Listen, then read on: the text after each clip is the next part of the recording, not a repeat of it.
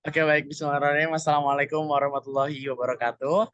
Selamat malam semuanya, selamat pagi maupun siang. Kami dari kelompok 9 dan 10 akan mempresentasikan terkait kajian UMKM produk olahan susu kefir di Kefir Sumbermulyo, Kecamatan Gunung Pati, Semarang, di mata kuliah Ekologi Industri yang diampu oleh Bu Andina Putri Herianti dan Pak Amran Haris SSMI. Lanjut. Yang di mana kami, oke, siap. Lanjut. Baik, terima kasih. Eh, Pertama, apa sih UMKM itu?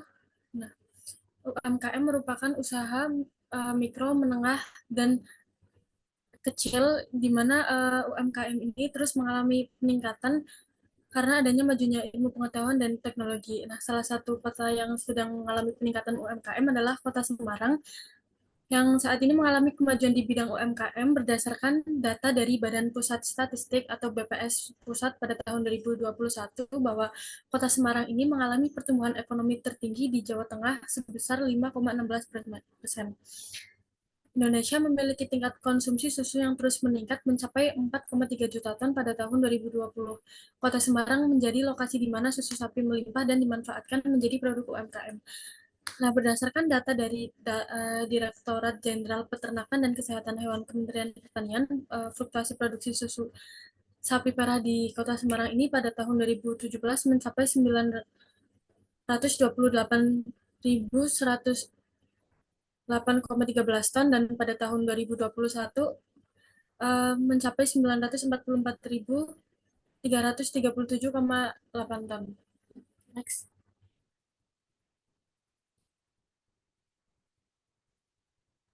Oke, baik. Apa yang disebutkan tadi itu sangat umum atau sangat general satu Indonesia. Tapi di Kota Semarang sendiri memiliki potensi peternakan sapi yang cukup besar tepatnya di Kecamatan Gunung Pati, Semarang. Nah, Kecamatan Gunung Pati ini berlokasi dekat dengan Gunung Ungaran yang udaranya itu relatif dataran tinggi dan bersuhu antara 19 sampai 29 derajat Celcius. Nah, oleh karena itu susu menjadi potensi salah satu bentuk produk UMKM yang terdapat di Kecamatan Gunung Pati, Semarang. Nah, sayang sekali susu sapi segar ini rentan akan kontaminan oleh bakteri yang dapat merusak susu dalam waktu cepat, sehingga masyarakat setempat berupaya memperpanjang masa simpan susu dengan melakukan fermentasi menjadi produk olahan susu yang disebut dengan kefir. Nah, kefir ini merupakan produk diversifikasi oleh susu menjadi minuman probiotik sehingga meningkatkan nilai jual susu sapi.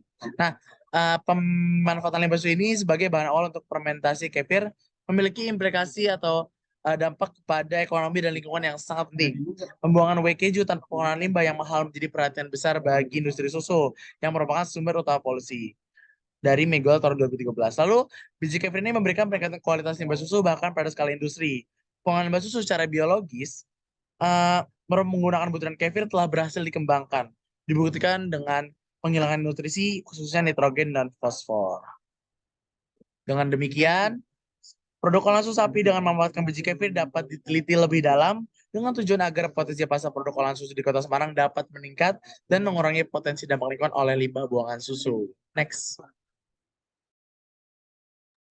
Selanjutnya yaitu metode penelitian. Nah, dalam penelitian ini kami melakukan 3 cara. Yang pertama yaitu studi literatur, yang kedua wawancara, dan ketiga adalah observasi. Nah, studi literatur merupakan teknik pengumpulan data dan informasi dari berbagai literatur yang relevan dengan topik penelitian, baik dari buku maupun artikel ilmiah. Selanjutnya yaitu melakukan wawancara, di mana metode wawancara yang dilakukan adalah metode wawancara mendalam yang melibatkan interaksi antara pewawancara dan responden dengan tujuan untuk memperoleh pemahaman yang mendalam mengenai sudut pandang, pengetahuan, serta pengalaman responden. Yang ketiga yaitu adanya observasi lapangan, di mana dilakukan dengan mengamati secara langsung fenomena atau kejadian di lokasi yang relevan dengan penelitian. Nah, wawancara mendalam dan observasi dilakukan di Kefir Sumbermulyo yang terletak di Kelurahan Sumerejo, Kecamatan Gunung Pati, Kota Semarang pada hari Jumat tanggal 9 Juni 2023. Next.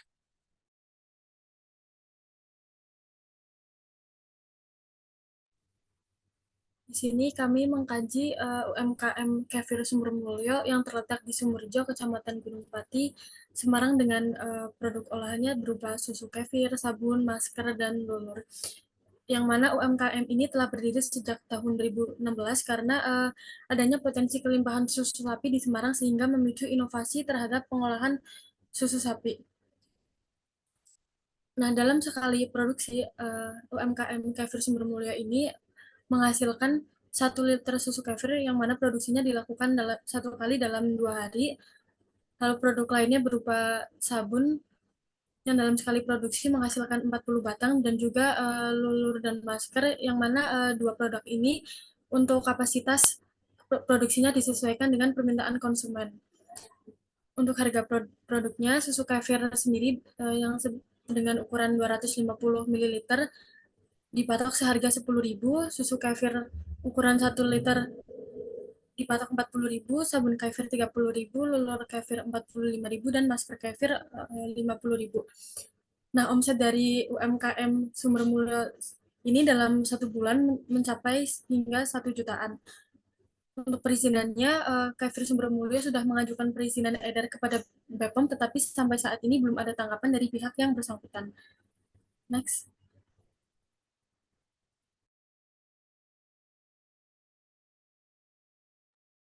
Selanjutnya yaitu tahap proses produksi. Nah, proses produksi diawali dengan tahap persiapan di mana menyiapkan susu segar sebanyak 2 liter. Nah, persiapan susu segar ini diambil dari kelompok tani ternak Rejeki Lumintu. Nah, setelah itu proses selanjutnya yaitu proses pasteurisasi atau pemanasan, di mana dilakukan menggunakan rice cooker selama 5 menit. Setelah dilakukan pasteurisasi, dilakukan pendinginan sehingga suhu 18-22 derajat Celcius. Setelah itu dilakukan inokulasi ditambah dengan starter. Nah, inokulasi dan starter ini dilakukan dengan memasukkan starter kefir atau biji kefir ke dalam susu yang telah didinginkan tadi. Kemudian dilakukan fermentasi selama 18-24 jam. Setelah dilakukan fermentasi, kemudian dilakukan separasi dan pengemasan. Nah, tahap ini merupakan pemisahan biji kefir dari kefir, kemudian dikemas dalam kemasan 250 ml dan 1 liter. Setelah itu ada tahap aging. Aging atau penuaan yaitu untuk membuat cita rasa yang kuat selama 24 jam. Setelah tahap tersebut merupakan tahap penyimpanan. Nah, tahap penyimpanan ini disimpan dalam temperatur 2-5 derajat Celcius. Setelah tahap penyimpanan dapat juga dikonsumsi secara umum.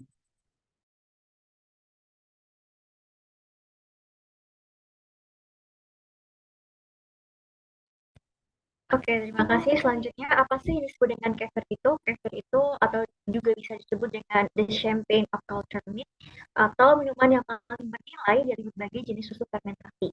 Nah, kefir ini sering disamakan dengan produk fermentasi yogurt, namun dari segi kualitas sendiri, kefir memiliki khasiat kesehatan dalam skala yang lebih luas. Nah, kemudian kefir ini berasal dari pegunungan Kaukasus sebelah utara ataupun sebelah timur Laut Mongolia yang telah diproduksi ratusan tahun dalam skala rumah tangga secara tradisional, dalam kampung kulit, ataupun dalam tembikar dan lain sebagainya. Nah, dalam beberapa literatur sendiri, kefir ini dimasukkan dalam kelompok makanan fungsional food dan probiotik, di mana kefir ini merupakan produk fermentasi yang dapat dibuat dari baik susu sapi, kambing, kerbau, unta, dan kedelai dengan penambahan biji kefir sebagai starter yang terdiri dari sejumlah bakteri asam laktat dan yeast yang terikat dalam matriks polisakarida. Nah, pengertian biji di sini adalah seperti biji pada tanaman buah, namun biji kefir merupakan yang terdiri atas kumpulan atau biomasa di mana bakteri asam laktat, ragi, kafein, dan gam karbohidrat yang berstruktur serat atau ribose. Nah, biji kefir ini sendiri terdiri atas mikroorganisme seperti Lactobacillus kefiri, spesies lain seperti Leishmaniasis, Lactobacillus, dan lain sebagainya. Nah, kemudian biomasa kefir ini akan menfermentasi susu hingga menghasilkan komponen pembentuk cita rasa kefir seperti asam laktat, asam asetat, gas, kemudian CO2 dan serta etil alkohol serta senyawa aromatik lainnya yang nantinya akan memberikan karakteristik organokinetik yang unik, yaitu cita rasa asam, terbentuk gas, menggunakan mata dan memberikan sensasi yang menyegarkan. Nah, bila dilihat dari manfaatnya sendiri, manfaat mengkonsumsi kefir ini dapat diperoleh diet yang dalam sangat banyak karena pilihan is more hiperkolesterolen.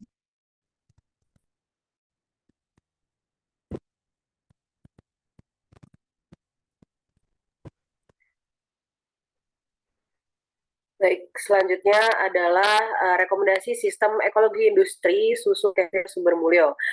Yang pertama adalah modifikasi alat untuk pasteurisasi dengan menggunakan panci stainless dan juga wadah stainless. Nah, jadi pada UMKM ini masih menggunakan proses pasteurisasi dengan memanfaatkan rice cooker atau magic ini cenderung lebih banyak sehingga maintenance-nya juga akan semakin sulit. Nah, oleh karena itu dirasa perlu rekomendasi modifikasi alat untuk mengganti rice cooker dengan panci stainless. Nah, nanti panci stainless-nya ini digunakan dalam 2 section. Yang pertama adalah panci untuk menaruh air, terus ditumpuk dengan panci yang diletakkan susu. Nah, dengan hal ini akan lebih mudah untuk dibersihkan dan juga sterilisasi dari produk. Terus selanjutnya adalah penggunaan energi dan alternatif yang ditawarkan. Jadi potensi penggunaan yang sebelumnya listrik menjadi gas. Sebelumnya dijelaskan bahwa UMKM kefir sumber mulyo ini bekerja sama dengan PT Rezeki Lumintu sudah dilakukan kerjasama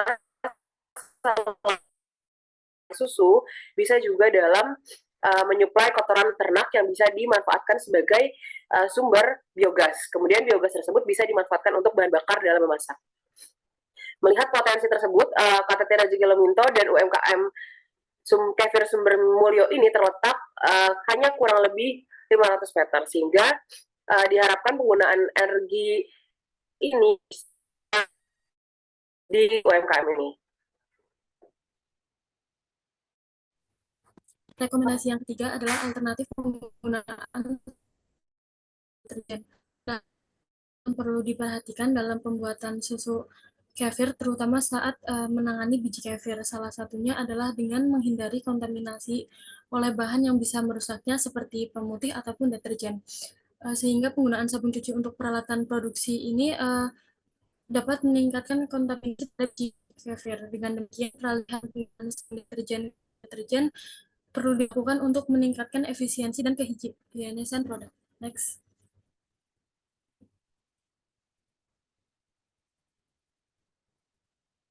Rekomendasi yang keempat adalah pemakaian APD untuk menjaga kesterilan produk.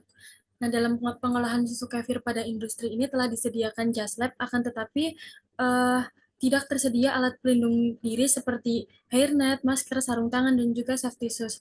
Sehingga perlu digunakan hairnet, masker, sarung tangan, dan safety shoes dan juga untuk mencegah terjadinya kontaminasi makanan dari manusia.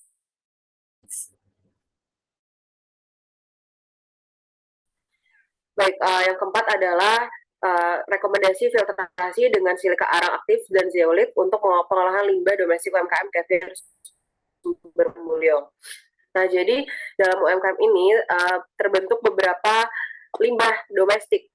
Nah, oleh karena itu terdapat rekomendasi yaitu dengan menggunakan filtrasi, di mana filtrasi ini merupakan salah satu pengolahan limbah di mana terdapat proses pemisahan antara zat padat dan juga fluida dengan menggunakan medium berpori.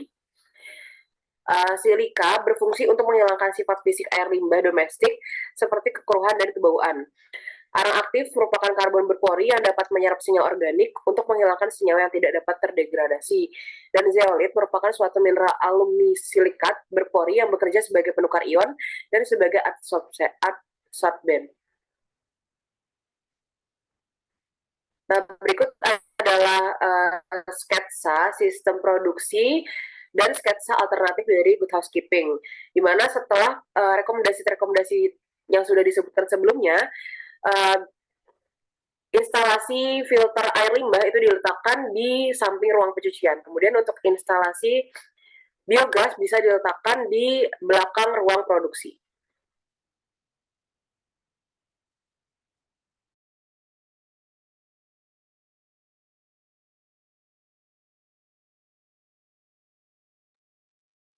Selanjutnya yaitu kesimpulan. Nah, kita telah mengetahui bahwa kefir memiliki banyak sekali manfaat untuk kesehatan, termasuk efek antibakteri, imunologis, anti tumor, serta penurunan kadar kolesterol. Nah, kefir ini merupakan hasil susu fermentasi yang menghasilkan asam laktat, asam asetat, yang mampu membantu metabolisme kolesterol dalam usus dan juga menurunkan kadar kolesterol darah. Nah, UMKM Kefir Sumber Mulyo merupakan salah satu pelaku industri yang menggunakan kefir dan berbagai olahan susu lainnya. Nah, UMKM ini tidak hanya memproduksi susu, namun juga memproduksi berbagai produksi lainnya seperti masker kefir, lulur kefir, dan sabun kefir. Nah, dalam proses produksi kefir, ada beberapa rekomendasi yang dapat diterapkan untuk meningkatkan kualitas dan efisiensi produksi. Salah satunya adalah modifikasi alat untuk pasteurisasi dengan menggunakan panci stainless.